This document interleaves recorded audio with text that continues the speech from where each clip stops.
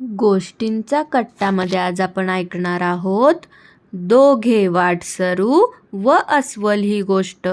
दोन मित्र फिरायला गेलेले असतात. ते एका जंगलातून चाललेले असतात.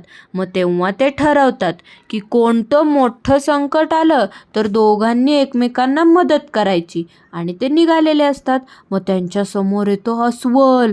मग त्यातला जो चपळ मित्र असतो तो झाडावर चढतो आणि दुसरा खाली झोपतो आणि मेल्याची ॲक्टिंग करतो. मग ते अस्वल त्याच्या जवळ येतं झोपलेल्या मित्राच्या आणि त्याचा वास घ्यायला लागतं आणि मग त्या अस्वलाला वाटतं की हे मेलेलंच आहे.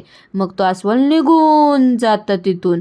मग तो झाडावर चढलेला मित्र पटकन खाली येतो आणि त्या मित्राला विचारतो की ते अस्वल तुझ्या कानात काय सांगत होतं रे? तेव्हा तो मित्र म्हणतो, ते मला सांगत होतं की तुझ्यासारख्या मित्रावर अजिबात विश्वास ठेवू नको म्हणून. गोष्टीचं तात्पर्य आहे, सर्व व्यवस्थित असताना इतर लोक अगदी चांगलं बोलतात, आश्वासने देतात, पण संकट आलं की जो तो स्वतःचा जीव वाचवण्याचा बघतो. गोष्ट आवडली असेल तर व्हिडिओ लाईक करा. अशा छान छान गोष्टी पाहण्यासाठी चॅनल सबस्क्राईब करा. थँक्यू.